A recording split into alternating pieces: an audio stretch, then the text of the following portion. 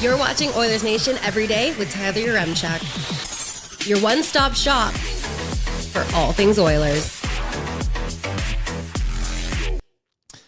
Oilers versus the Golden Knights. I haven't seen a mismatch this bad since Was at the craps table. Let's get into it with the lead.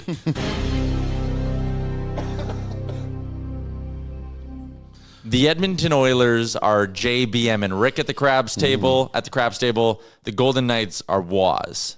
And that's a little Vegas analogy for you to kick off the show. We're live from the Sports Closet studio. Check them out online, sportscloset.ca. From jerseys to hats to the legendary foam finger, you'll find it all and more at the Sports Closet. We're also a presentation of Bet365. Download the app, use the code NATION, whatever the moment. It's never ordinary at Bet365. Who was worried about last night? Definitely wasn't me, Liam. Not me. I was very confident in this team. And Stu. There was no way you could lose 4 games in a row. And also, shout out to Sportsnet for this one. Stuart Skinner is Mr. Game 4. Yeah, that was impressive. And I think when you actually look back and think about it, you recall like the good performances. But, shit, yeah, he actually was really good in that game. Stuart Skinner in career game 4s has the lowest goals against average in playoff history. He's 5-0 with a 132 GAA, a 9.53 save percentage, and 2 shutouts. What's also hilarious about that is that out of the Oilers' last now 2 playoff runs, there have been 6 game 4s, and 2 of them Skinner didn't play in because he was so bad early on in the series. But alas, from games 4 through 7, Stuart Skinner has a tendency to do exactly what he did last night, and it's come through for this Edmonton Oilers team. A 3-0 shutout victory. Huge. Come on. Rogers Place rocking last night? It was cool. It looked very cool. Obviously, you were at the game. I went on Saturday. It wasn't as electrifying as a Saturday night probably should be, but the Oilers did a great job right from the get-go, just getting the fans in it with just a lot of speed, a lot of physicality. Stu, obviously, a huge save in the first period as well from Ivan Barbashev, and, of course, the goals. Absolute war of a first period. There was no way they were keeping that up for 60 minutes, but it was a great way just to get everybody in it. Also, getting out of that first period with Vegas having all 3 of their power plays in the opening frame, and then getting through that with a goose egg on the board and the lead intact, it was just like, all right, they're in a great spot here, right? They didn't do what they did in game 3, which was just give back Vegas momentum at every possible turn. And part of that is a big save or 2. Skinner was exceptional on the PK. Skinner on the Barbashev breakaway was awesome. And the crowd was behind him. That was great. From the Henrique first goal on, that crowd was super into it. It's just like anything you could have drawn onto a checklist of what you'd want to see from the Oilers. It was just like check, check, check, check, check, check, check.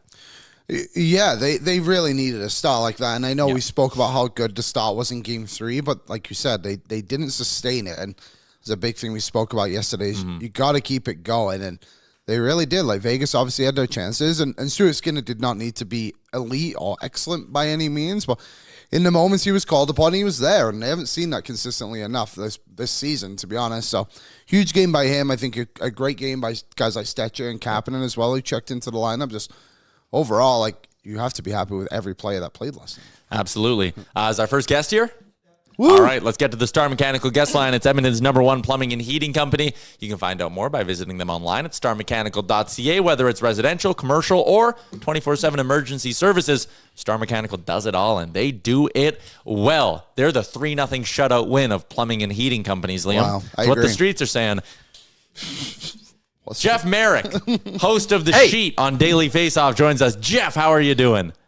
I'm doing great. So, by the way, you're mentioning that Sportsnet stat yesterday about Stuart Skinner. I can tell you exactly where that comes from. There is a secret weapon at that shop, much like TSN has always had Steve Dryden as their secret weapon behind the scenes. Steve Felon. Steve Felon is someone that comes up with the most incredible stats on a consistent basis about any sport you choose.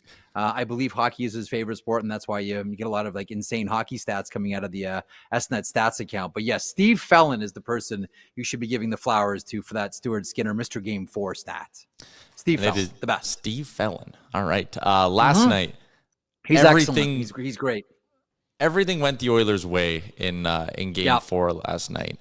And a lot of it, I feel like, is credit to Chris Knoblauch, if I'm being totally honest. Like, you look at the way he changed his lineup to make it faster and more difficult for Vegas to transition the puck out. You look at adding Troy Stetcher. Like, Chris Knoblauch, I think for a second straight series here, is really out-coaching the other team or the other coach.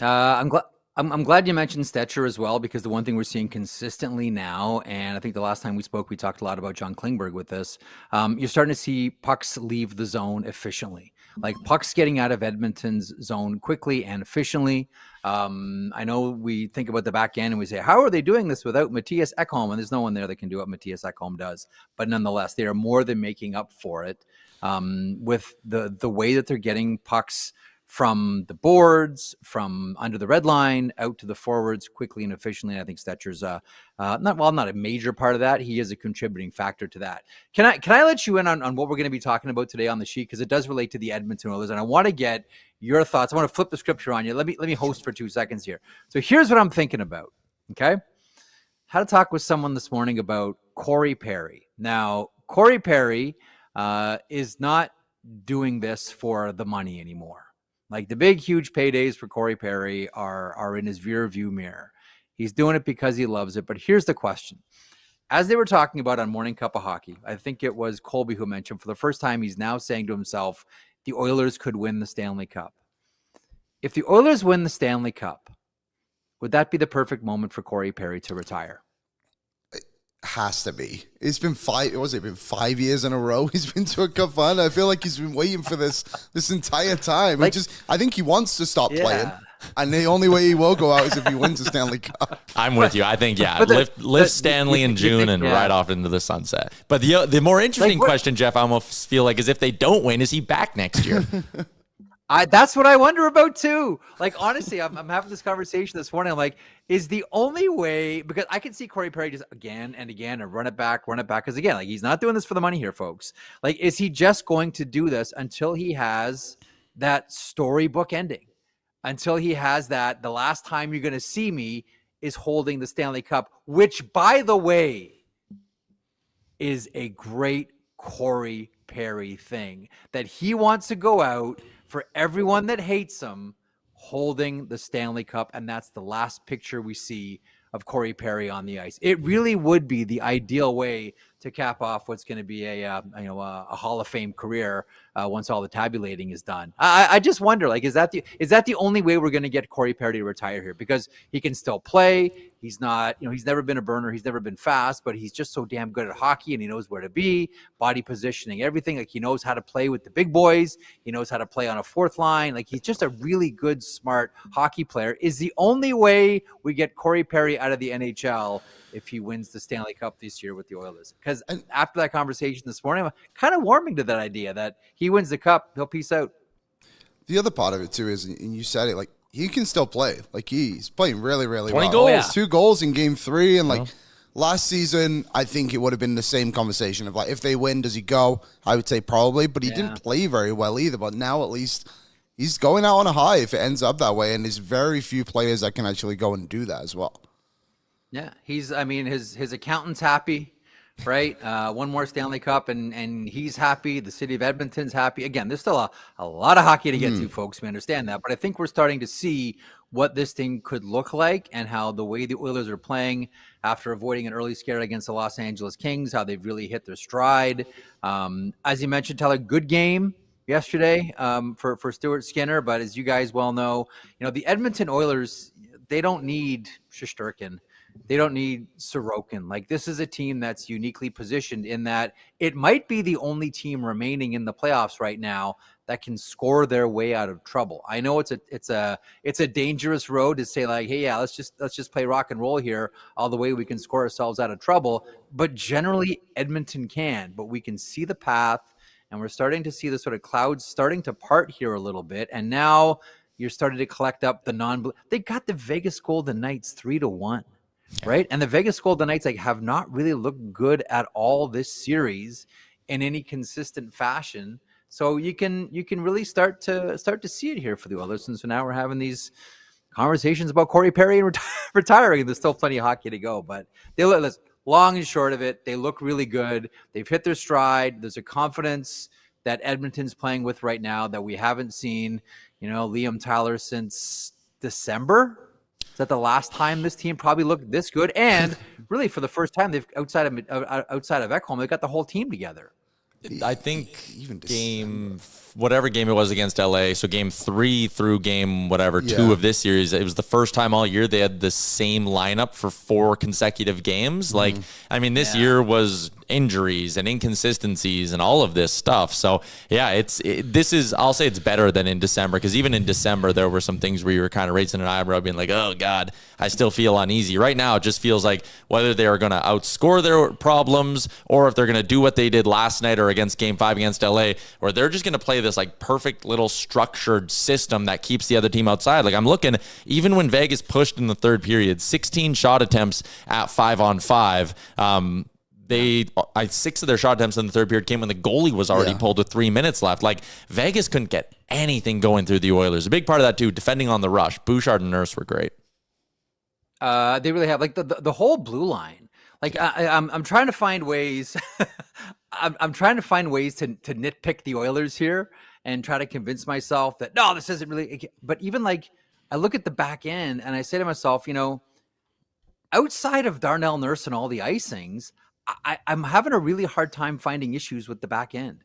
And this is even without Matthias Ekholm. Like, everything seems real. I'm glad you mentioned Troy Stetcher off the top too. And like, everything seems to really click here. And all I keep coming back to, and it's just a dumb thing, is, well, I wish Nurse would stop icing the puck. Well, who cares, Marek? Like, that's like the tiniest little thing to nitpick about. Right now, this team is confident, and I'll tell you the one play that to me was that Connor Brown forecheck that led to the assist on the first Adam Henrique goal. To me, that like sets a tone. Like, Brown's on a different level here. Henrique is contributing, like, up and down. Vasily Podkolzin, you look at his hits per 60, it's around 30 on a consistent basis. Leon likes playing with them. Like, and Perry's up and down the lineup. Trent Frederick is, scrapping with Big Nick Hague. Like, everything fits right now with Edmonton. Just nerf everything around them.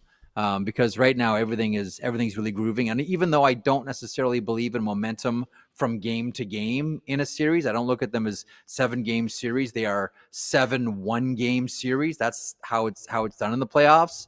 Right now, the Oilers are riding a real high here that's fun to watch. And again, they're must-see TV.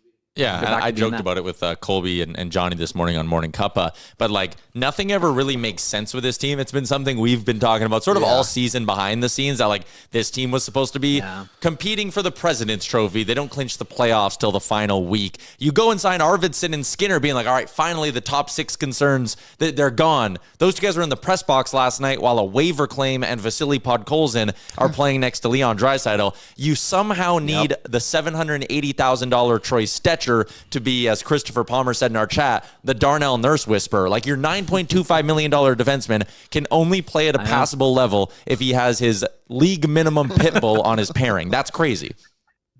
I love things that don't make sense, like, all season long. Like, I know they're having a tough go right now against the Carolina Hurricanes, but if you look at every single model for a team like the Washington Capitals, every single model said they should not be doing this. And again, this happens every year with teams. There are a couple of years that Anaheim were the sort of model busters, but every year there's at least one that break every single analytics model that's out there. This year was the Washington Capitals, and I love it.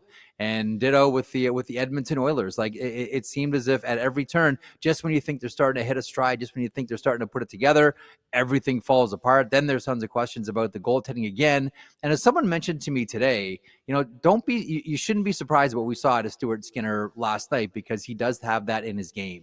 That bounce back. I mean, you guys are there. You're closer to it than I am. He does have that bounce back ability. You just hope that he can sustain this, because I don't know what's happening with the backup here, guys. But it looks like it might be Stuart Skinner's ball to run with here for a while. Well, that's where I wanted to go next. I know you wanted to talk about Ken Holland. We only got a few minutes left. But on the goaltending, if I were to put this into a hypothetical of like, okay, let's say the Oilers finish this series off in 5 games and the next round starts next Tuesday, we'll call it. Do you even go back to Calvin Pickard if he's healthy? Would he even be healthy by then? I have, again, like this is all Fort Knox stuff, right?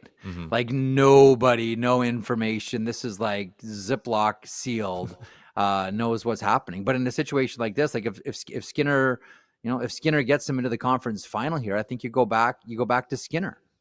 Don't you? Like you just had a shutout against the Vegas Golden Knights. Again, so much of it's going to depend on obviously the health of Pickard, but Sue, how Skinner plays down here. And again, like I'll keep reinforcing the point. The Oilers don't need elite level goaltending.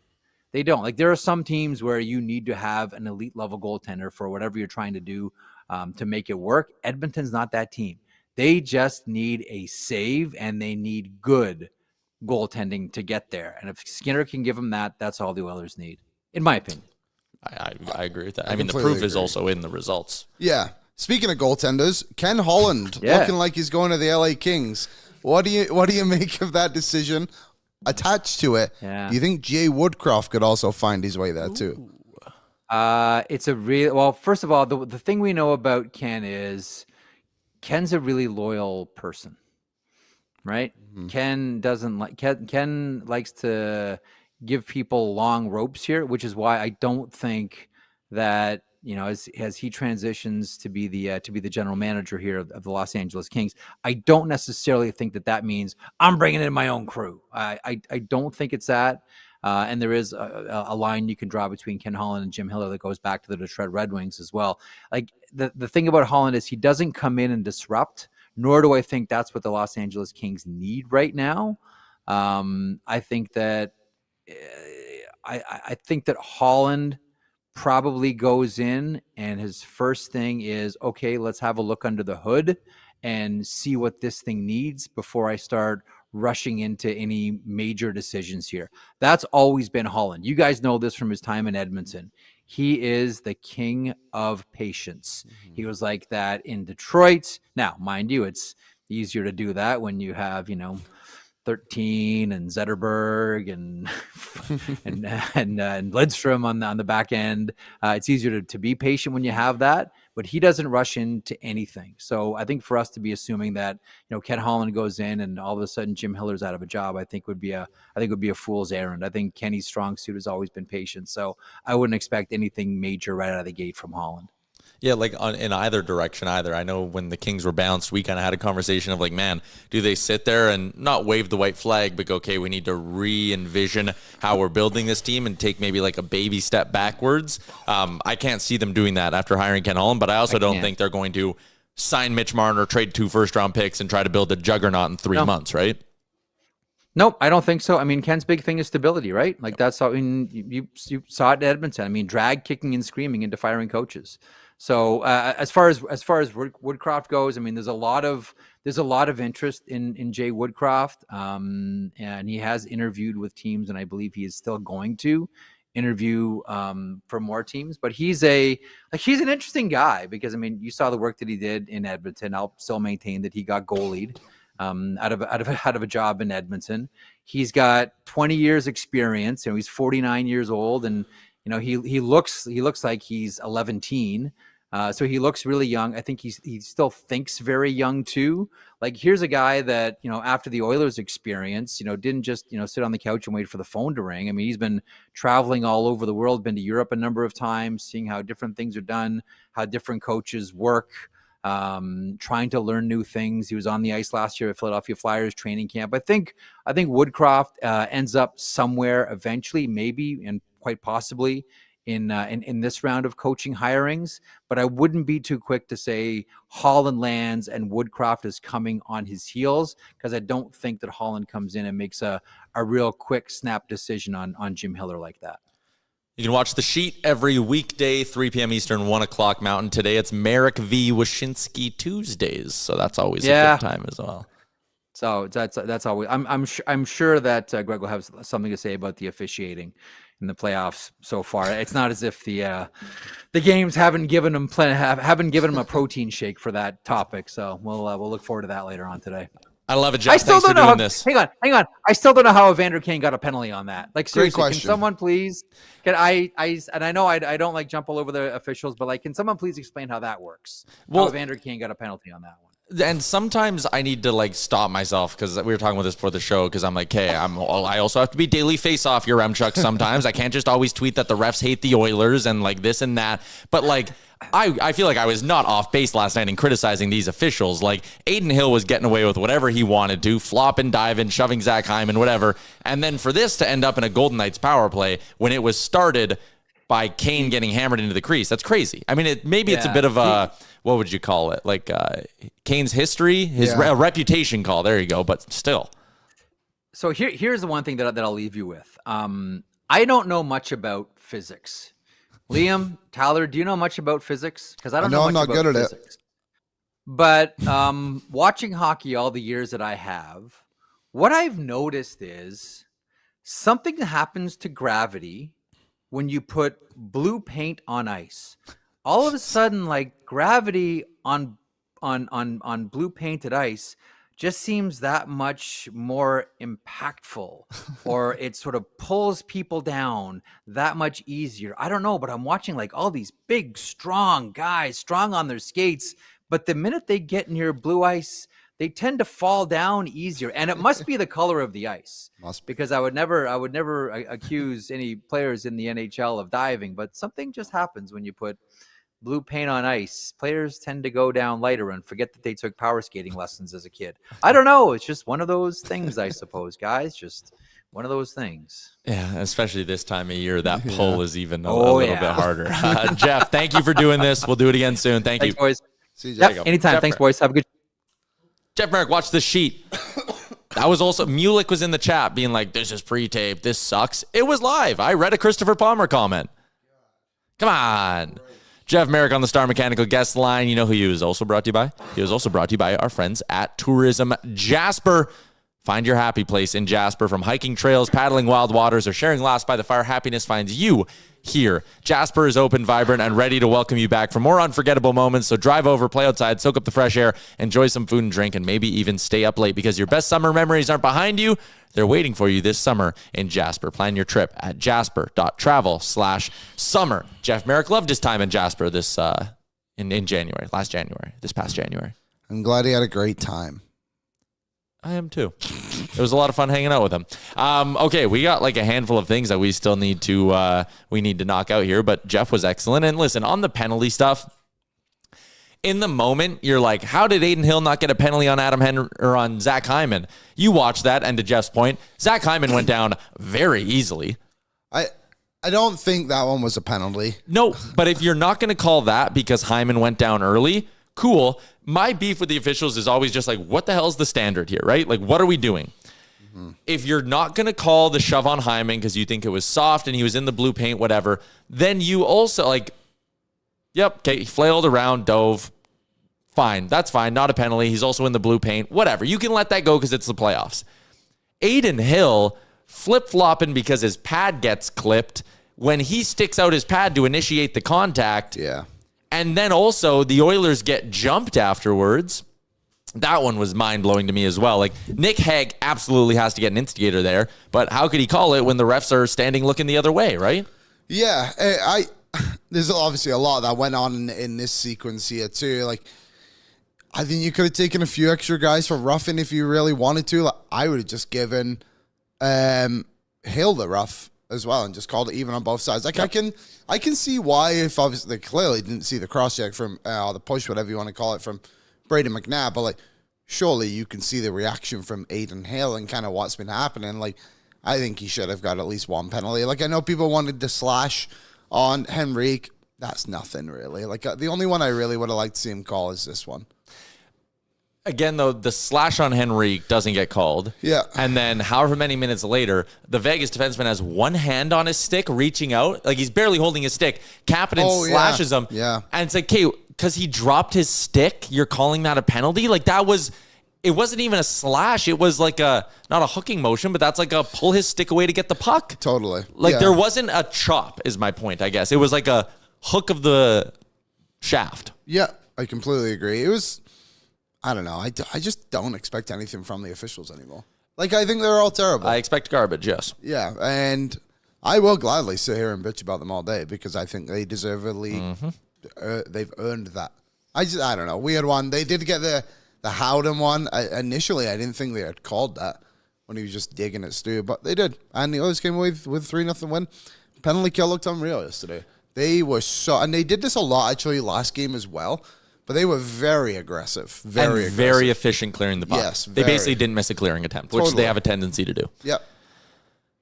Our rules analyst Josh is in. That's a reaction call for the official. Your hand kind of pops up as a ref when you see the stick get knocked out of the hands, I guess. And whatever. Again, just the standard is so annoying. Anyways, let's go through those goals again last night. Let's do a little scoring summary brought to you by friends at Budweiser. Budweiser has been brewed in Edmonton for 45 years, and by partnering with Mark Messier, a proud Edmontonian, St. Alberton, you could say, on this limited edition can with the Edmonton inscription on it in the famous Budweiser font, Budweiser set out to reignite that City of Champions spirit that's always been in the city. They even got the OG City of Champions sign into the brewery.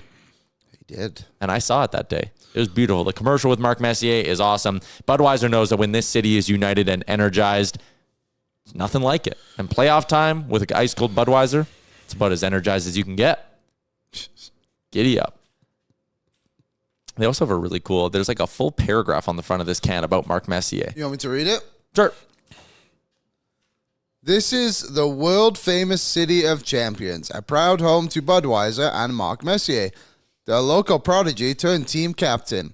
Brewed in Edmonton with number 11 himself, this limited batch of Bud represents everything that makes this city rise to the occasion. So, as we unite to win the next one, like Messier once said, no one wins alone. Budweiser. There you go. Shout out to Budweiser. That's the clip. That's the clip. For just that. That's the clip. The Oilers get going 87 seconds into that hockey game. Adam Henrique, his second of the playoffs, finds the back of the net. And this is, again, going to, you can complain about Henrique, and we have a lot through the season, right?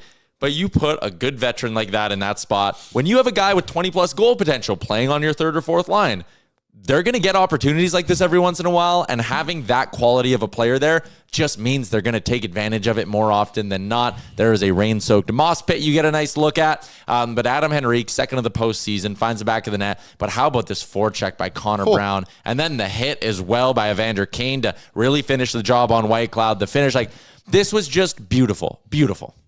Yeah, great play by this line. I really do like this line when they put them together. They don't play very often, but you kind of get a little bit of everything, I guess you could say, for them. There's obviously no elite skill, but your goal scoring Kane and someone who can play hard. And Henrique's just reliable, isn't he? Like, he can kind of find those spots. You can see he's obviously been around the net quite a few times in his career, but a guy who I think needed this goal. I agree. And confidence is a funny thing. When you go to NHL.com, and it's what I use to obviously get the goals in order and all that, they say what type of shot every goal is, right? Okay. So Adam Henrique's first goal was a snapshot. It says snap in black, then under it says shot. Adam Henrique's second goal is a between legs shot. Wow. What an absolute freaking beauty by Adam Henrique. Goes hard to the net, and again, when you put skilled guys who can score 20-plus goals in your bottom six, and they get chances like this, sometimes they just wow you. Through the legs, up and over Adin Hill. Hits the Yakupov as he slides towards the boards. Adin Hill throws punches, which I'm led to believe goalies aren't allowed to do, but Wes McCauley covered his eyes and said, I didn't see any of that. Don't really care. All I saw is the Oilers go up 2-0. A fantastic goal, and they really needed it too. The crowd was getting into it, and the Oilers just needed the crowd to keep going with them, and a goal like this is something obviously was going to do it. And this was just a good hockey goal in the sense of like the chaos that happened and like the pure skill from Henrique as well. And then one side of the ice, you've got the goalie going after Evander Kane. The other side, you've got Adam Henrique pulling off the nail Yakupov on his knees. Like, this was, if you want to show anyone what hockey is all about, I would honestly show them this goal. Like, this is what you can get on every single play. It was fun. It was a fun goal. It was great. 6:57 to go in the period. The Oilers were up 2-0. And again, all the credit in the world to the way this team played. You know, we weren't happy with game 3. That's so good. That's so good. And then just having to stand up and be like, where is everyone? And you see, Evander King getting his face punched in. Yeah. Frederick, it was awesome. This meme was made for us. Yeah, it's a great one. That is a good one. I mean, so when was that Yak slide goal? What year? January 2012. 24th, 2013. Oh, Check the box 13. score yesterday. Doobie was on the bench because they pulled the goalie. This was late. Oh, it was a lockout year, wasn't it? Or did they start the season late? No, it was the year after the lockout.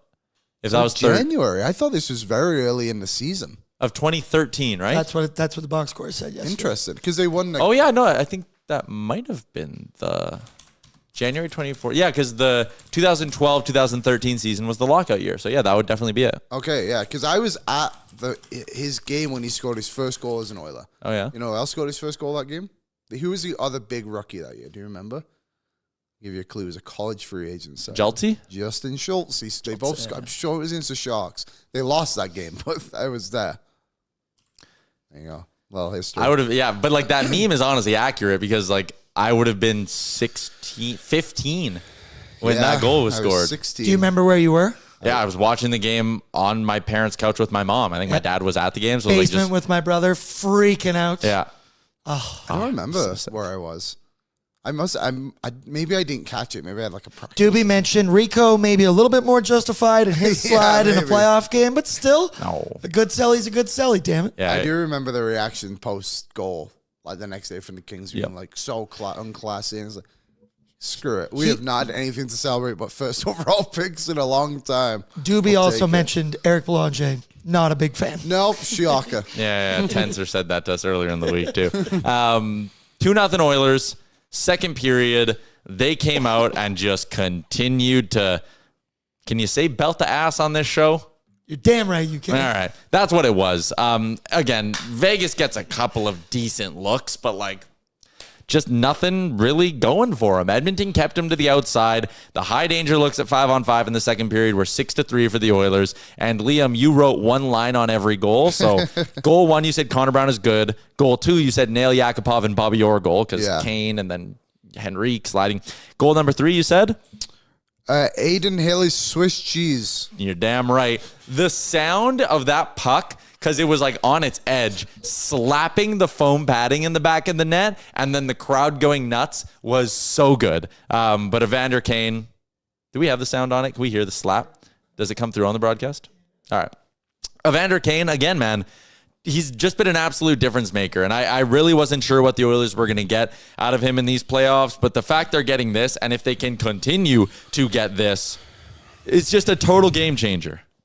Just adds another layer to this team. And I know the idea of him not being around all season, like people are thinking, oh, they would have got this, but I really don't think they would have. And I don't mean that in like a negative way towards Evander Kane. I just think the playoffs are obviously like such a different emotional level that you feel like you need to contribute every shift, every night, whatever you want to label it as. And he had a great game yesterday, and this just really felt like a game it didn't take a lot for him to get himself into because of the physicality and the offense he was able to create. And yeah, he's been fantastic for them since he came back. What was that? His 5th goal, I think? Yeah, like 4th. What more could you have asked for? 4th, yeah sorry.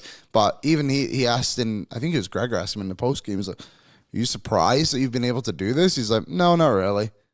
But like he also said, I had no expectations, so how can you be surprised with what I was able to do? I didn't really know what I was going to be capable of. Fully healthy Evander Kane is a beautiful thing. It's 3-0 Oilers, and I kind of butchered the stat a little bit with Jeff, but the Golden Knights in the third period against the Oilers had 23 shot attempts in the period, and 7 of their 23 shot attempts came when the goalie was out with 3.5 minutes left and the game was done. So, like, again, Edmonton just did a beautiful job not giving Vegas a lot of opportunities. They only had 3 high-danger looks at all strengths. And, again, one of them came when the goalie was out and it was 3. I mean, all of them came when it was already 3-0. But, like, you're sitting there and of course, you know, the fan side of you is a little bit like, okay, just get to the 15-minute mark and we should be good. Then you get to the 15-minute mark and you're like, okay, this team gives up goals in piles sometimes. Like, get me to the 10-minute mark. Then you get to the 10-minute mark and Vegas gets a good look and you're like, you know what? Yeah, maybe we just get the 4th goal here right away. And Edmonton didn't really have a ton of interest in playing offense, but I respect that because in Game 3, we roasted them. They went up 2-0. Draisaitl doesn't get the puck in. They were turning things over at each blue line. Like, it wasn't good. Like, that's not the Oilers we're used to seeing. That's not how a mature Stanley Cup contender kind of operates. Yeah, it really was. And last night, like, I don't want to get ahead of myself because they haven't even made it to the conference final yet, but it really just did feel like they have matured just so much, and they're they just put that game 3 behind them immediately and didn't really seem to care what the result was in that game. And you just knew they were going to come out and win. And I did find it interesting. We obviously mentioned it to Marek, but like Knoblauch just said, like, he said, didn't he? He's like, we're just going to come out and play fast and physical. And that's exactly what they did. And Bruce Cassidy and the Golden Knights just had no way to respond to it. It was nuts. Like, they made Alex Pietrangelo, like, they threw him through the board so many times. Like, it was nuts. Like, every button Chris Knoblauch pressed, Kasperi Kapanen comes in. He was unbelievable. Yeah. That first shift, I tweeted it. I'm like, this crowd is rocking, and Kasperi Kapanen's why. Because he went and laid the 2 big hits. Then he hammered the 3rd guy in the neutral zone. Was definitely interference. Hand up. Oilers got away with one on that one because that player did not touch the puck at any point. And then he had the good look. Then he had a horrendous turnover, which wasn't great. But like, he was just playing high octane, high event hockey, and it worked. I'm still not totally sold on him being a guy who can give you good quality minutes, especially in the top 6 for a whole series. But to drop him in like this, I think was great. And he absolutely stays in for me in game 5 of this series. Yeah. And then you probably just reevaluate going into the conference finals should you finish things off in game 5. And if you lose game 5 and into game 6, I probably pull him out. I put Arvidsson back in. But that's just the depth they have. Yeah. Like, you have Arvidsson and Jeff Skinner just sat on the sidelines right now, who Arvidsson has had moments in this. And I know Skinner's only played 1 game, and we haven't really had a chance to see him, obviously. But you still got 2 guys there who could check in whenever you need them, and it just shows the quality they have. And you know what? Kapanen reminded me of when we got him. Yeah. Like, he was really good out of the gates when they got him off waivers. It seemed like everyone was like, how's this guy end up on waivers? Like, he might score 15 goals from this season. And he obviously didn't end up doing that, but last night he looked like a guy with a point to prove, and who knows how long that runway is, but take advantage of it while you can, because he was hugely impactful yesterday. Yeah. Keep that up, the blue line, the pairings. That worked awesome. Yeah. I mean, they didn't mix and match all that much. Like, I'm just kind of looking. Darnell Nurse had a couple of shifts with Brett Kulak, couple with Bush, couple with Wallman, but he played 13-18 with Troy Stetcher. Shots were 7-4, goals were 1-0, shot attempts were 17-10. That is beautiful. The expected goals, 66%, despite the fact they only started 66% of their shifts in the offensive zone. What a game by them. Again, hilarious that Darnell Nurse, your $9.25 million defenseman, is only effective when you play him with a league minimum partner. But I also really liked what we got out of Brett Kulak and Evan Bouchard, who, again, 13-15 together. Shots 9-8, attempts 18-11, goals were 1-0. Again, 54% offensive zone faceoff start for them. So I kind of outlined this, if I can put my hand up and say I got one right for once. I said treat Stetcher and Nurse as your 3rd pairing.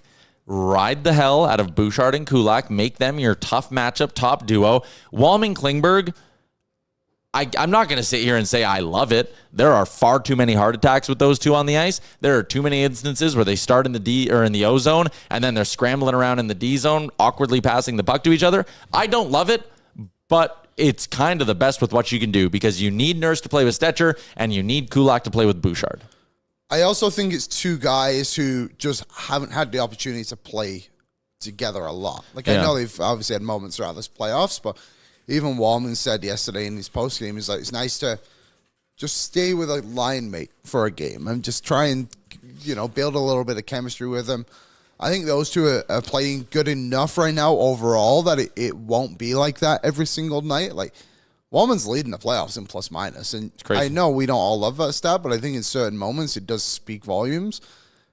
They've been good enough, I think, is a good way to put it. And last night, I think they were the 2 lowest on time on ice, I believe. I think Klingberg played 12, Wallman played 16, but it's crazy, like what Tony Stretcher can come in and do. Like, he doesn't do a lot, and I don't mean that in a negative way. He just comes in, plays really hard, just gets pucks out. Like, he doesn't do anything crazy, and it's perfect. Yeah. Let's keep cruising along with the show here. We're going to be joined at the top of the hour by Arjun Atwal. We talked about him yesterday on the show. He's one of the finalists for the Willie O'Ree Community Hero Award. Do I have to say presented by Hyundai? No. Yeah, no, I'm not saying that. You don't have to. They don't pay us. Yeah, they don't presented pay us. Presented by Budweiser. It's presented by whoever we wanted to be presented by. But no, in all seriousness, Arjun's doing great stuff with AZ1 Hockey. Yeah. And we're going to have him on to talk about being a finalist for that award, a great Edmonton boy. But I want to do one big take brought to you by our friends at Boston Pizza. This year, We bring it home. Boston Pizza, they're bringing on the Field of Dreams mentality. We're manifesting a Canadian Stanley Cup by planning the victory parade right out of the gates, inspired by the famous line, if you build it, they will come. They want you, Canadian hockey fans, to rally and get excited at the possibility of your team bringing it home this year. Shout out to our friends at Boston Pizza. Tomorrow, wings on Wednesday, anybody? Cheesecake, if you don't mind. It's a game day. You can go watch it. Jeff kind of got me thinking of something. Okay. And it popped into my head last night, too. Remember when Ken Holland was hired and in his introductory press conference, he kind of said, like, my goal is not just to build a team that can win the Stanley Cup. He wanted to build, like, a perennial Stanley Cup contender, right? I fully, right off the jump, will recognize he didn't accomplish that goal. The Edmonton Oilers did not win a Stanley Cup under his watch. True. The beginning maybe wasn't great, right? There wasn't a long playoff run. You lose to Chicago. You lose to Winnipeg. But then you get to the conference finals against the Colorado Avalanche. You end up losing to the eventual Stanley Cup champion. Then the next year, you lose in the second round to the Vegas Golden Knights. They end up being the eventual Stanley Cup champion as well. There were missteps again, like the goaltending, hard miss with Jack Campbell. And we could sit here and talk about other mistakes, trading this guy, letting this guy go, whatever you want to do. But as I kind of sat there last night in the final few minutes of the game, outside yelling at the man who was sitting in front of me. What'd you say? No, I didn't say anything to him. As I was sitting there and the crowd's going nuts, and I think back to like Ryan Whitney on Chicklets calling Rogers Place a terror dome, and I think about how TNT and ESPN are covering games in Edmonton, talking about having to play in Rogers Place, what an impact it is, and national podcasts in the States talking about how great Edmonton is and how exciting their games are. And it's like, man, over the last 3 years, we've played more playoff hockey than anyone but I think just Vegas and Dallas. Edmonton. I think just Dallas. And Florida. Sorry, I meant Florida and Dallas. Let me restart that in case we clip this. Over the last 3 years, we've basically, next to Florida and Dallas, played the most playoff hockey in the entire league. They've played in more playoff rounds, won more playoff rounds than basically any other team that's not the Florida Panthers in this stretch. Mm-hmm. Ken Holland kind of did it. He kind of did build this team into one that's capable of being a perennial Stanley Cup contender. And now you can sit there and be like, well, with Connor McDavid and Leon Draisaitl, you obviously should. I don't even want to argue the semantics and everything that goes into it. And could they, should they, why don't they have a cup yet, all this. All I want to say is it's so damn cool that the Oilers are this good. Yeah. And we get to have long playoff runs in our city year after year. And I don't want to get ahead of myself because it's only round 2 and whatever, but like, the way this city elevates and the way this city gets to be displayed in the springtime because of this hockey game and Oilers fans being what they are and every little thing we do in the arena, in the moss pit, at Greta, whatever it is. My one big take is just that it is so damn cool to be an Oilers fan right now. It's really fun. It's really, really fun. And it's fun to just be around it. And you're right. Ken Holland deserves a lot of praise for what he was able to bring. And it really is too bad they weren't able to round it out with him. I think it would have been a great way for him to end. And similar to what we spoke about with Jeff about Corey Perry, like, he probably would have retired and we wouldn't even be talking about him going to the LA Kings now. And I don't hold anything against him either for going to the LA Kings. Like, a job's a job. At the end of the day, you got to go do it if you still want to. But overall, like, the success was good of him. And I know Jack Campbell didn't work out, but and there's young players and all that stuff. But like, totally. But like, he got Ekholm and Hyman. He got Kane, and I know we don't love that, but Kane's having an impact here this time around. He got Nuge $5 million. Yeah, like he did do a good job here. And look, if his tenure didn't go well, Leon probably doesn't re-sign. Yeah, McDavid, who knows? Like, obviously that's still kind of up in the air, but he did do a good job overall. I'd give him an 8 out of 10. I hope he does a terrible job in LA, and we get Adrian Kempe here one day. Okay. But overall, like, you can't be upset. He left the team in a good spot for Stan Bowman. And I also do believe if Stan Bowman was here before July 1, we'd still have Broberg and Holloway. That's a different conversation. Probably. But overall, he left the team in a good spot. He also acquired Brett Kulak. That's an underrated deal. Yeah, thank you. Yeah. Oh, and he signed Calvin Pickard. Oh, a hero. And he got Stuart Skinner on the deal he's on. Like, again, he botched a lot of... Like, I don't want this to turn into a Ken Holland revisionist time or whatever. The point was, and it's what Sean H., who I think is pretending to be Sean Horkoff, said in the chat, we're spoiled. Best team, best players, best fans. Absolutely. There's no fan base I'd rather be winning with and doing the ride with. Like, this team is so lovable. Like, everything about them is just so good. Even Janko there. Guys want to come play here. Like, you got to give Holland a bit of praise for that too. And I know the players on the ice have to perform, but he outpicked a lot of the players that come in and help him perform. And like, look at this last night. It was so cool. Like, I was so jealous. Like, I love going to Oilers games. I rarely get jealous of not being in the building when I don't get to go. But like, it's just great vibes there last night. And he's just, yeah. Ken Holland helped build this stuff, and now the players are performing at a fantastic level. How cool was that, too? The little Stuart Skinner. Oh, Adin Hill. So Ty, I'm happy you redid the top of that clip because that was beautiful. Yeah, you got me fired up right there. It's like that old clip from the end of The Office. Remember when Andy Bernard says, I wish there was a way to tell. You're in the good old days, yeah. Yeah, before they're over. True. Or whatever he says. But like, man, God damn it, these are the good old days. Yeah. That was my high school yearbook quote. Good job, Liam. Yeah, I walk it back. Everything after high school was way better. Oh, yeah. High school sucked point blank. High school was awesome. Pete. For you, mate, but you can ask Peyton about it. Oh, who did I meet yesterday outside the arena? Was it that guy? Who, the guy who got the fucking media directory? No. No, your the guy buddy in behind you. front of you. No. Oh, I did meet him again outside. That was spicy. Not you. Who was it? Oh. Could be anyone. I want to get his name because I wanted to give him a shout out. We can wait. But now I don't remember what he DM'd me on. Was it Twitter or Instagram? Oh, there you go. Rye Bork.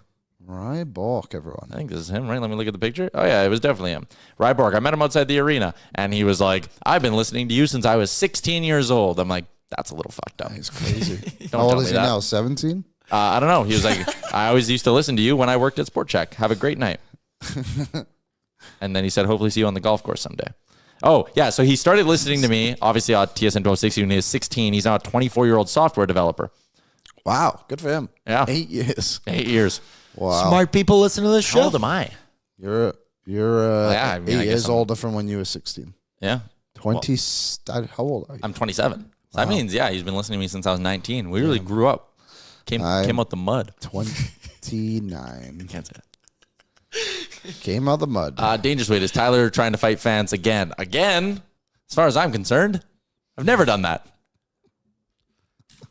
I move on the advice of my legal counsel. Lick the law. Shut up. Yeah, like a lot. Shut up. Let's get to a Sherwood Ford Giant question, Liam. Brought to you by our friends at Sherwood Ford the Giant. Nation Valet Service. Never visit the dealership again for your routine car maintenance. They drive to your work, your house. They pick up your vehicle, drive it in, do the work, drive it right on back to you. How about that? And when you say you want Nation Valet, you not only get a little Nation prize pack, you get entered into one of our great monthly draws. Shout out to Sherwood Ford the Giant. All right. Elliot Friedman earlier today reporting, or I should say sending out, that the compensation thresholds have been announced for offer sheets this summer. The highest threshold is $11.7 million AAV, 4 first-round picks. Yeah. The next one is 9.3 mil to 11.7 mil, which is 2 firsts, 1 second, and 1 third. Friedman adds in, remember that in determining the AAV of an offer sheet, you divide the salary by term length or 5, whichever one is lower. So if someone were to go and offer sheet Evan Bouchard, let's say they want to give him 8 years times $10 million to keep the math simple. That's $80 million. Okay. The AAV would not be $10 million. It would actually be 80 divided by 5, not by 8, because 5 is lower than 8. So you divide 80 by 5, the AAV would be treated like a $16 million contract for the sake of the compensation. Okay, I think I understand. So what would his cap hit be? His cap hit would still be 10 mil, but for His the sake salary. of... Yeah. Gotcha. For the sake of the compensation... Okay. It would be, I think it's just for the compensation. Again, I said we wanted to figure this out live on the air together. Anyways, the idea that a team could go and I guess offer Evan Bouchard a 5-year contract at $11.6 million, let's call it. Mm-hmm. And the compensation would be 2 firsts, 1 second, and 1 third. Yeah. The Sherwood Ford Giant question, are you worried about that? No. No, I'm not worried about it. You don't think anyone's going to take that plunge? I just think the Oilers will take the plunge before it gets to that point. I think they will too, ultimately. Like, I think a contract's going to get sorted out here. 11.7 is also, like, I love Bouchard. That's a lot. I just don't think teams are going to be willing to pay him that much money. Although when you see him in the playoffs, it's like he's just a different player, and it's kind of annoying to be honest, but we'll take it. I just don't see it getting that high in any case. And I think the Oilers, especially Bowman, are going to be like, I cannot let the Oilers' 3 best young players walk out the door 2 years into my tenure. A year into it, basically. The AAV thing definitely helps the Oilers in all of this, like the 5-year thing. Yeah. It should help them beat whatever offer another team is going to throw their way, because if you're Evan Bouchard, and hockey players, you can kind of look back through this, like they traditionally, they base their ask off of total dollars, right? They just want to guarantee that, like, hey, I want to get $80 million, whatever. So if another team's going to sit there and be like, well, we'll give you 5 by 12, Evan, but the Oilers go, don't do that shit. Like, just sign our 8 by 10 extension, get yourself $80 million guaranteed in the bank. I'm not overly concerned about it. No, I don't know. Like with Broberg and Holloway, I think the Oilers were just in a worse spot with the way the Bucks were looking for them on the salary cap and everything. Like this year, I just don't think they're going to get the rug pulled under them. No, I agree. They're not led by an arrogance anymore. I'll put it that way. And again, the only way, just looking at these compensation things, the only way Evan Bouchard really becomes an overpayment is if someone goes north of $11 million in my mind. Yeah, if someone offers you that much. Yeah. And either one, then I would still take it. Like those four first-round picks aren't going to give you what Evan Bouchard can give you. Like you have 4 attempts to find him, and then you have to wait 4 more years after that to get him to that standard. Well, those are trying to win now. Yeah, and if you could do sort of the whole argument of like, well, if you got those 4 first-round picks, what could you trade them for? But then it's just the mystery box boat thing where it's like, okay, let Bouchard go because 4 first-round picks and $11 million is a lot, but then you need to trade 2 of the first-round picks to try find a cheaper version of Bouchard that's just as good, and it's like, ugh. Yeah, and Dangerous Way made a good point. It's like Dobson, Miller, and Byram are also available. And they're probably cheaper. And yeah, probably cheaper as well. So again, unless you like one of those guys and you're like, sure, we'll go acquire them and but then it's just like, no, you take the boat. You did just execute a Family Guy reference, right? I did, there, right? yeah. Okay, The mystery box and the boat. It's like, at. we've always wanted a boat. The mystery box. Box could be anything. It could even be a boat. Aiden plays. We got Klingberg. Oh, if that's the logic, I would be furious. I take back everything nice I said about the fan base earlier and the organization. I'll be fucking livid. That was brought up on O&R the other day, wasn't it? I can't remember the context around it, but it was just like, well, you have Klingberg. It's like, no, don't do this. Oh, because we talked about would you re-sign Klingberg? And we both said no. And we we somehow got outvoted on the fucking podcast. Your recency bias can't be everything. No, it can't. He's playing well. I don't want to get too much into off-season talk right now. But also, he's not playing that well. No, like he had a couple of great games against LA. He has plateaued since then. He's doing fine. But what if he's like Janmark and he just always turns up in the playoffs? Perfect. We'll never make the damn playoffs if we have Janmark and Klingbergs all over the ice. Yeah. Also, speaking of compensation, did you see the Blues tweeted? Those motherfuckers. I know. That is funny. That rattled my cage a little bit. Fair play. You don't have him muted? No. Oh, I do. You muted the I don't Blues. have anyone muted or blocked. I have the Blues, Chicago, LA, Winnipeg, and Vegas all muted on Twitter. I can't stand any. Oh, and Dallas. Oh, Vegas was funny last night because they were so bummed out. Yeah, I don't know. I can't be doing with them. I just don't want to see it. Like, I just don't care. Also, there was some guy last night, and I know we can be downers on like certain players, but I feel like I don't put it on Twitter, and if I do, whatever, I'm wrong.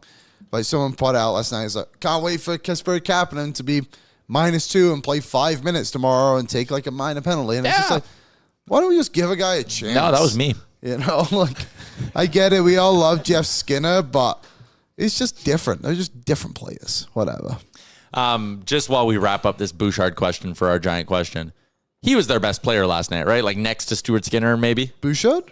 Kane was good. Henrique was good. But like in terms of just impacting the game every time he was on the ice, Evan Bouchard was just spectacular last night. The way he just shut down rush attempts, and just stick, poke, puck out, stick, poke, puck out. And it's like, people don't look at him as like, oh, he's an elite defensive defenseman because he doesn't run a guy through the boards and he doesn't block a big shot. And sure, he makes a bad turnover here or there. But like the other side of being elite defensively is not getting scored on. And if you can stop the rush, which he's better at than most defensemen in the NHL, he's in a very high percentile when you look at like the data and rush chances. If you can just stop rushes and then effectively get the puck to someone and the play goes the other way, I call that being elite defensively. I would agree. I think he's really flipped a switch here since early in that LA series, probably since game 3, to be honest, when he was unreal. But yeah, he's what he is. Like, I don't know. Like, he's gonna have bad plays sometimes, but I think the bad plays will always be outweighed by the great plays that he's able to make consistently enough. And the other thing, like Rob says, the bad thing would be to pay him like Nurse and regret it and have to listen to everyone cry for 10 years. Here's the, like, they're different players.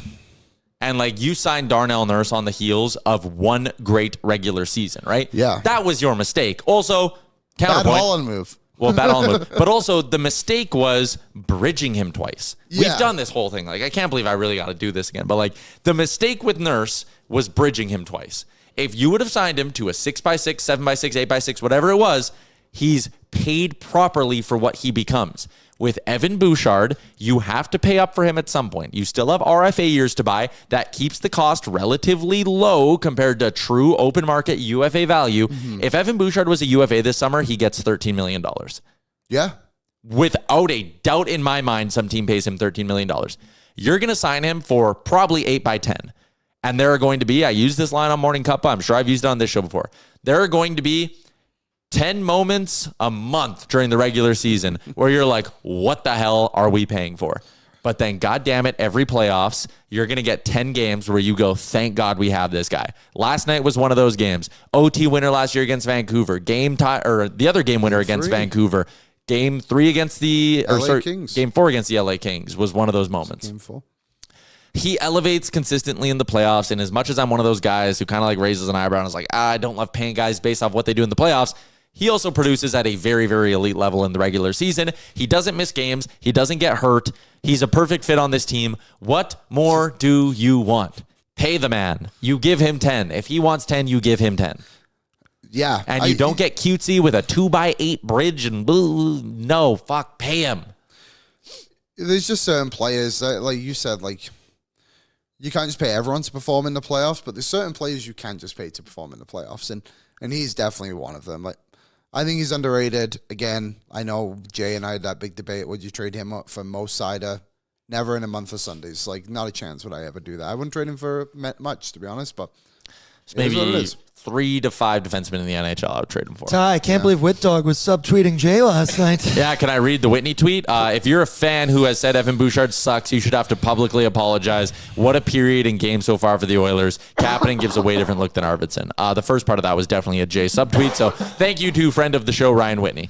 Big day for Stu and Bouch believers last night. Yeah, I'm sleeping good right now. Mm-hmm. I'm sleeping good right now. But you know what's going to happen when they crap their pants?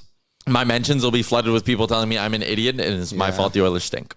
How come no the one roller tweets? coaster? Enjoy the high. None of those goalie guys were tweeting me last night. Weird. I thought they were Post-game show was awfully quiet with the trolls. Yeah, that's so weird.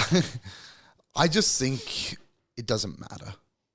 Like, you've been very clear. Like life? No, well, certain parts of life matter.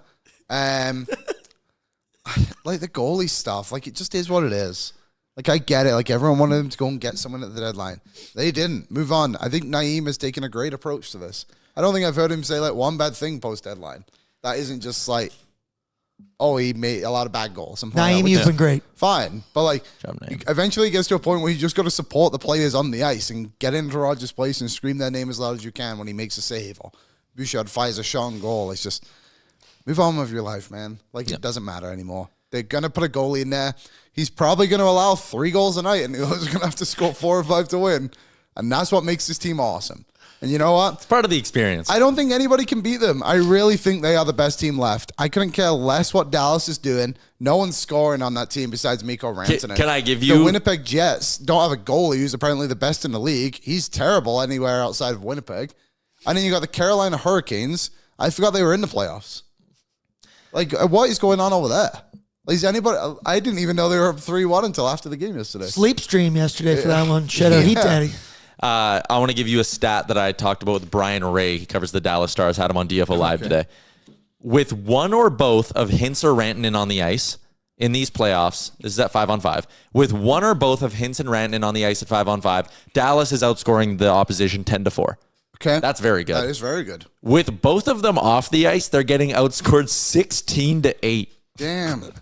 16-8.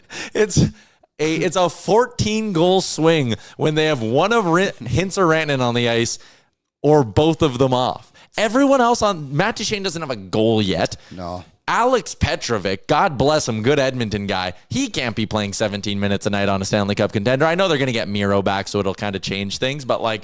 Still. Yeah, I don't believe it. I don't believe in them either. Like, the Oilers took care of them last year. I believe if it gets there again, they could do it. I'm hoping that series just keeps going. The Oilers can obviously like shorten theirs to hopefully 5 and then get a bit of rest against a team that hopefully went 7 games again. Either one of them would be fine. Mm-hmm. And you go in there and you take care of business. Whatever. The Oilers, I don't think they have home ice advantage. Will have the home ice advantage at any point in this playoffs. They go all the way. I think they were the lowest ranked team. We got to keep cruising along. We're going to get to our guest. Can we, because we got to do the ad, can we speed run what's trending? Sure. Well, I don't know what I put in there. What's Trending is brought to you by Charm Diamond Centers. Whether it is a Canadian mine diamond, a Canadian lab-grown diamond, they have them all. CharmDiamondCenters.com if you want to find out more information. Also home of the Charm Diamond Flexity card, which allows you to get approved for no interest financing on your purchase in minutes. Speed running What's Trending. Mavs win first overall pick in the NBA draft. That shit's rigged. Rigged. Yeah, there's been a lot insane. Too. Like, somebody put a bunch of stuff out there too. Like, LeBron leaves the Cavs. They get Kyrie. There is a bunch of other stuff. I can't remember all of it. But Cavs, like Chris Paul was something there. The Cavs get LeBron in general. Yeah, getting back. Seems rigged. Jason Tatum might have torn his Achilles. Pierre Poilievre is trending. Hashtag the government. And my Spotify got hacked by someone in South Africa. And I can't change my password because I don't remember what my password is. So I think I'm just going to succumb to the hackers. Oh, you have to. You need to get your credit card off there. I know, but they got me. Well, you're going to have to call Mr. Spotify and get that sorted out. I know. Yeah. We're Someone logged into my Hotmail months ago, and I just can't do it. Like, he's just gone. And he just is what it is. But he's fine. Like, I don't know. He's just dealt with it. That's what I get for making all my passwords Oilers hockey. They'll get you Go eventually. Oilers, go. All my passwords are go Oilers, go. I love Evan Bouchard. Number 2, exclamation mark. All righty. Well, 7 in the chat. Tyler, what did you say your first pet's name was again? What are you trying to find out my mom's maiden name? Yeah. What was your first car? My mom's maiden name that I misspelt on all the wedding invites I sent to her side of the family. That's really? Not good. Rats. That's how they get you, though. That's how they get you. Tough one. All right, let's go back out to the Star Mechanical guest line, Edmonton's #1 plumbing and heating company. You can find out more about them online by visiting them, of course, as you know, at starmechanical.ca. They're a quality Edmonton product. And speaking of quality Edmontonians, how about Arjun Atwal from AZ1 Hockey? The Willie O'Ree Community Hero Award, presented by Hyundai, is given to an individual who, through hockey, has positively impacted his or her community, culture, or society. Arjun, that's what you've done. Yeah, how you guys doing? Tyler, Liam. Always a pleasure to see you guys, chat with you guys, and listen to you guys talk Oilers. Amazing show, by the way. Shout out. Thank you. We're going to ask you about the Oilers as well. But let's start with the reason you're here, the Willie O'Ree Community Hero Award, AZ1 Hockey. Maybe just for the people watching our show, and here you get a great look at all the other finalists. Explain to us what AZ1 Hockey is, how it came about, how you started it, and your passion behind it. Yeah, so as you guys know, I've been a lifelong hockey player, played for the Sherwood Ford Crusaders, played at the University of Calgary Dinos and Southside and Edmonton growing up, all that fun jazz. Obviously loved the game. I was one of the only South Asian and Punjabi Sikh individuals to play hockey at those levels from Alberta throughout my whole career. That's something I thrived on. That's a chip on my shoulder, and that's why I pushed so hard. So for me to reach where I reached was awesome and great. But for me, now I kind of take the next step. I had a decision between going to Europe for pro or staying here and doing my master's at the University of Alberta in business and pursuing AZ1. AZ1's a organization that we go on the ice first off. We had 5 individuals reach out to me about 5 years ago, and that's how it started. And it's snowballed since then. So it was 5, a couple family friends and a couple of their teammates and friends. We hopped on the ice, we ran a session, and then from there I said, oh, this is pretty good. Took some coaching courses with Hockey Alberta, and I saw I had a vision, and I said, this is something that can really grow. Kids need to get in the game. They just need help and guidance, right? There's a bajillion private leagues now, and it's the hockey world's hard to navigate, harder than ever before. So for me, having the knowledge, having played, having the network, and we know the hockey world, nothing changes much. If a coach gets fired here, he's hired there, and GMs, all scouts, onward, right? So the network is quite tight. As big as it is, it's small. So for me, I just want to push my knowledge of playing off the ice, how to navigate any discrimination, but also promote to kids that it's not just about going pro. There's a lot of scholarships. You learn a lot of life skills. You meet friends. Who knows what can come out of it? But there's only good things that I've learned, and I just want to pass that on. So that's what As One Hockey does. We help mitigate costs. We help kids get equipment. We help kids get on the ice for cheaper than the standard going rates and the $1,400 skates. If we can mitigate some of that and allow kids to play, that's what we do. And that's my message pushing forward, is just to get more kids on the ice, because as a whole, Canada is getting a little weaker at world stages. So if we can get more kids playing, that's only going to benefit everyone. Are you developing goalies? I think that's the big Canada question. Doing my best, but it is tough to get goalies out. I do give goalies free ice just to come out, get them out there. The players love it when there's a goalie, so that's my incentive for goalies. But it is a little challenging, I won't lie. I've been following this kind of journey from you, Arj, for a while now, but it seems like the last couple of years have really taken a step for you. Well, what was it that kind of, I guess, triggered you to want to push this and kind of making it full time for yourself and getting the program to where it is today? Yeah, honestly, Liam, it was just just working with the kids and seeing their passion. I honestly didn't know there was this many BIPOC individuals playing hockey. I kind of just started doing a favor to some of the people I knew, and I thought I'd help out 20 kids. And it's really blown up. There's a lot of kids playing ball hockey that now play ice hockey. There's a lot of kids in BC, Calgary, Edmonton. That's kind of the main areas I work with. We're working now working on going into Winnipeg or Ontario. There's just a lot of kids, and when they get together, we make them friends. They're challenging each other. They're getting better. It's honestly doesn't feel like work whatsoever. It's just me being on the ice like I have my whole life, just in a different aspect, and still competing with the kids, challenging them. I get to hop on the ice with all my friends that I've played with growing up. So it's honestly just an amazing atmosphere, amazing environment, and we're helping kids along the way. So what more could we ask for? You mentioned the way this thing's kind of grown in the last couple of years and maybe even exceeded your early expectations of it. Let's blue sky it now. How big do you think you can get this thing? Do you have visions? Do you ever daydream about like, oh man, I would love to be doing this in 5 years or 3 years? Yeah, honestly, the sky's the limit. As much as I have a vision and I navigate, I don't really say no too much. 5 years ago when I started this, did I think I would be nominated for an NHL award, the Willie O'Ree? No. But here we are today. So that's the unique and fun part of it. At one point, it just feels like I'm booking ice and I'm helping kids and I'm helping them navigate and I'm off ice. But on the other scale, it's like when you reflect and you look back, you're helping so many people. And I don't really know what the limit is, but my vision is to obviously help more kids get involved with NHL teams, which is on the horizon here, with things like the first shift programs and things like that. We're doing South Asian nights. We did one with the Crew, Oilers, and we're involved in Calgary as well. So that's the real vision, just to get more eyes on the product, to get more kids involved. At the end of the day, our mission won't change. But if we can get that to a higher scale and do fun things like this for myself or anybody else in the organization that's doing all this great work, that's the extra bonus and that's the fun part. How can someone get involved if they want to be part of this program as well? Like, what's the steps for them to reach out to you, or where can they register for skates and stuff like that? Yeah, so we're on social media. We're on Instagram. We're on Facebook. Everything is pretty transparent. We do bookings based off of just simply reaching out and booking ice. Say you, Tyler, and 3 friends want to book a session. It's as easy as texting me, emailing me, or anybody else's contacts are out there saying, hey guys, we just want to get to work. We want to do this. We're all defensemen. Can we book a session? Yep, no problem. Here's your 3 options for dates. Let me know what works for you guys, and we're on the ice. We also do book summer camps and spring camps, Christmas time. that are there just for people to register, on top of them reaching out and adding on to that. When people do come, typically we get in contact with them. We have a monthly newsletter that goes out, things like that, for them to kind of stay attracted.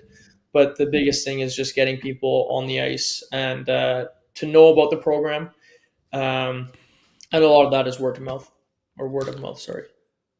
When you were playing, so I never realized this until I watched the video. I believe you were the first South Asian player from Edmonton to play in the Western Hockey League. And then also the captain, obviously, of the Sherwood Ford Crusaders. 107 points one season, by the way. That everyone. was not disgusting. Not that a was bad a crazy year. Did you ever realize, like, kind of the impact you were having or the impact you would have when you were playing in those games to what you are having right now on your community? Honestly, like you said, I honestly didn't know the impact I was having at that time. I was just kind of playing, like you were there day to day. We were kind of hanging out, joking around, and it was just a normal hockey atmosphere, right? But now looking back on it, and now kids that are coming up to me and I coach are saying like, "Oh, I remember watching you here or there and scoring this," and I was like, "Whoa!" Like, it's pretty surreal. Like, I was having an impact on kids, and I was just playing hockey. So. My message to them is, if I can go play on the Sherwood Ford Crusaders and be the MVP and score 107 points, why can't you go get 108, right? So that's the fun part, and that's the message we're pushing, right? If I can do it, why can't you? And we'll do everything for them in between, talk to scouts, deal with any coaches that are giving them trouble, any leagues, and obviously on ice, we'll do all the fun training and off ice as well. So that's the real joy I get, is to provide any resource that I didn't have or mentorship in any fashion to any kid that wants to give it their best go. I mean, my answer would be that 108 points in 54 games is really hard to do. That would be my response to why I can't do it. Arjun Atwal, finalist for the Willie O'Ree Community Hero Award with the NHL. Also, Southside Athletic Club alumni, a fellow alumnus. Stuart Skinner had a hell of a game last night. Arjun, what'd you make of the 3-2 Oilers win? Or 3-0 Oilers win? Jesus, Tyler. Yeah. Honestly, I loved it. I think from start to finish, they came out firing. Definitely what they needed. The team was going. Obviously, that puts confidence in Stu and vice versa, right? So Stu's a good guy. He's had a tough little stretch here, but it was good to see him play a good game in Game 3. I didn't think he played bad at all. It was a good back-and-forth game. Obviously, shitty outcome with the 0.4 seconds, but that's hockey. Shake it off, and they came out hard. And yesterday, I think the whole 60 minutes, I don't think Vegas had a sniff personally. So. Is James Hamlin still helping you guys with skates in the summers when he's back in town too? Yeah, so he's avid as one coach. He's out there quite a bit, especially in the summer camps, because he's obviously playing during the winter. But he's there. James is there a lot. We got Southside and U of A alumni like Josh Patterson. We have many BIPOC coaches. There's a lot of guys we're working on getting the Savoys out, maybe even Kirby Doc. So just anything that gets the kids riled up and going, that's what we'll do. And those guys are awesome. They love giving back and coming out. So I can't say enough good things about them. Also, that Crusaders team that year, I mean, granted, we were both around a lot, but like Carter Gylander playing pro, Brett Hyland had a cup of coffee with that team. We obviously know Carter Savoy's story, Mike Benning, Ty Mueller's getting NHL games in right now. I would not put myself in the category of those players, but Will Zaps as well and Reed Irwin just both signed pro deals too. Like, not to bring it up, obviously the way it ended really sucked. For people who don't know, that was the year COVID kind of shut everything down. We weren't really given the opportunity to go and do it, but like, that team was awesome. Yeah, like we still talk avidly. Like that group is still so connected, which sucks, especially because that was COVID, and that's a team like I've never been on before. I've never seen so many guys bought in and just like enjoy seeing each other. Not even the hockey side. Everyone loved being together. And like you said, we had a lot of good, like, look at it. Over 50% of the players played pro or could have played pro, which is crazy off of one team. So there was a reason we lost like 5 or 9 games or whatever it was. I remember once, you might remember this, Arj. I think we lost 2 games all season on home ice, but they came back to back. It was like Whitecourt and GP, and anyone would have thought the world had ended. Like, we lost 8 or 9 games that season, and I just remember those 2 games being like the highlight, being like, oh man, this is it. How are we going to come back from this? But we did. It was unreal. And what was that guy's name? Vaclav Prospasol. Oh, Prospo, yeah. His son played on the team for like 10 games. Yeah, we had that was a fun year. Yeah, we at one point Lloyd had beat us and Brooks back to back on one weekend, and we thought the sky was falling and Lloyd was going to win the leagues. Unreal. Still here till this day. Yeah. Arj, congrats again, Willie O'Ree Community Award. That is a tremendous honor. You were doing unbelievable work, and we appreciate you popping on today.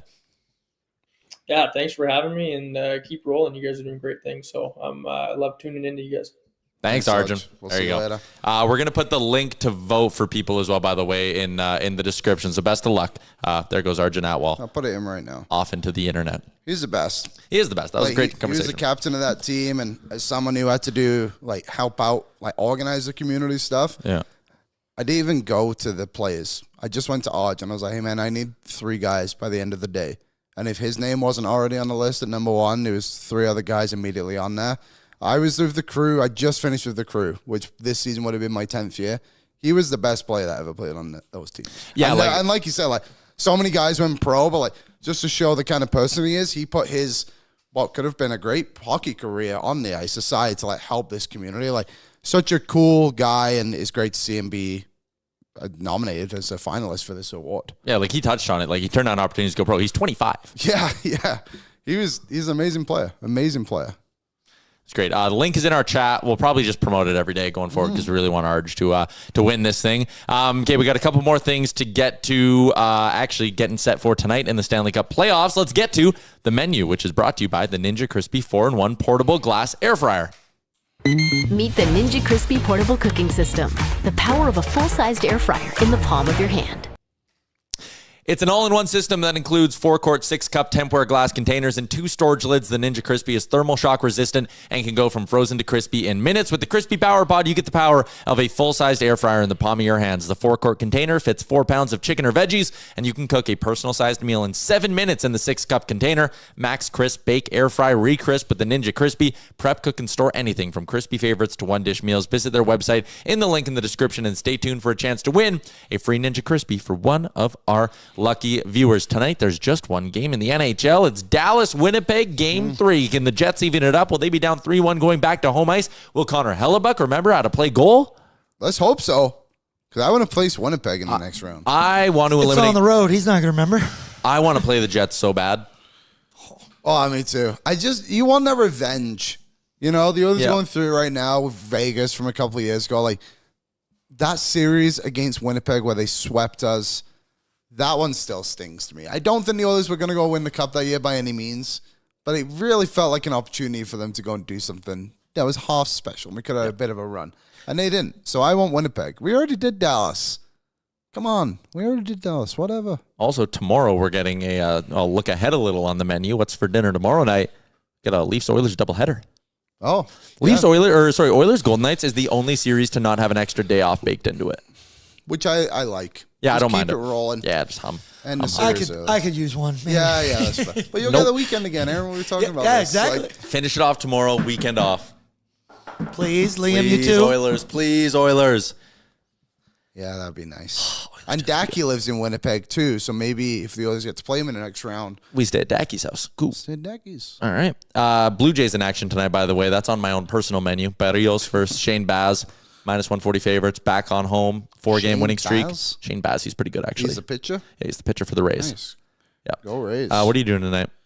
What day is it? Tuesday. My friend is in town. Hopefully I'll see him. Friend? From Fort St. John. Oh, Fort St. John friend. So hopefully we'll say hello to him for a little bit. If not, I'm sure we'll have a cup of coffee tomorrow morning. Betting talk for our friends at Bet365, an official partner of the Stanley Cup playoffs. Game lines, totals. You can even bet on futures. Like the Stanley Cup champion. Also updated series odds as the series goes on. Whatever your bet, it's never ordinary at Bet365. Download the app. Use the code NATION. Must be 18 plus. Gabe Velarde, 3+ shots, +155. Boom, there's your hockey bet. Toronto Blue Jays to win. And let's do Jose and Vladdy 2 bases because he's a little cold right now. He didn't have a great series against Seattle. And Barrios 5 strikeouts. Boom, +425. There you go. Those are your picks for tonight. It's easy. There you go. Good luck, everybody. Good luck. Pacers or Cavs? Who wins? Who? Pacers, Cavs. Pacers are up 3-1. Sure, Pacers. Pacers, because isn't Donovan Mitchell hurt? Yeah, I think so. The Cavaliers. Who would have thought they would have plummeted in the playoffs with no superstars? Knicks, Eastern Conference champs. That'd be wild. Really? Is that's? Well, I mean, They're up 3-1. Celtics Is are it dead. 3-1? Yeah, they are. Poor Jason Tatum. That was a tough injury, to be honest. Maybe Jaylen Brown can help him out. Is he playing still? Yeah. I've no. But he's got bad knees, too. Bad knee. Who doesn't? Am I right, guys? My knees are actually okay. My knees kill me. It's my every shoulder day. that really gives me problems. Tennis elbow. I'm a left knee. That's my left knee. Yeah. My volleyball Took jumping an arrow knee. to the knee. That makes sense. Well, Big gulps. I think that was a good show. Big gulps. Did we do all the ads we had to do? Did we shout out Odd Company in the YouTube chat? We Shout did not. out Odd Company in the YouTube chat. Shout out to our YouTube chat brought to you by Odd Company Brewing and Nation Beer Everyday Lager, a crisp, clean lager crafted not just for game day, but for every day. Go to the Richie spot, get yourself a pizza. Ooh, that is definitely my game plan. Amber's bachelorette parties this weekend. Nice. So I'm solo living from Thursday till Sunday. Thursday night, go to Odd Company, get Nation Beer, get because their pizzas are huge. That will feed me for days. Yeah. Get She's a pizza gone already? No, she leaves Thursday, but I'm saying I'll do it on Thursday night. Oh, good call. Yeah, because you have hockey this weekend. It'd be nice. You can watch baseball. Oh, it's gonna be so good. Oh, dude, I like. Listen, I love my fiance, and it's always. Have you ever seen that meme? Or it's like a TikTok thing where it's like you before your wife goes out of town, and it's like you're all excited. You're like, oh, I'm gonna do this with the guys. Then it's like the second they leave, and you're just staring at the door, being like, I'm bored. I definitely do that. Like in my head, I'm like, I'm gonna watch baseball. I'm gonna have beers. I'm going golfing with the guys. We're doing a steak and old fashioned night on Saturday night. But I also know that like Friday morning, I'll wake up and be like, who's going to bring me my coffee? I have to make my own coffee. That'll be a rude awakening for me. Just open your eyes for what now? Yeah. All right. Well, there's a look inside my personal life, everybody. Hope you enjoyed that. That's a wrap on today's edition of the show. I'm good. New episode of Oilersnation Radio dropping a little bit later on this afternoon. Me, Rick, Dan, BM, Liam. It'll be a good time. Tomorrow's also a Sherwood Ford Giant game day edition of things. So we look forward to seeing you here at noon Mountain Time. Enjoy your Tuesday. Oil up.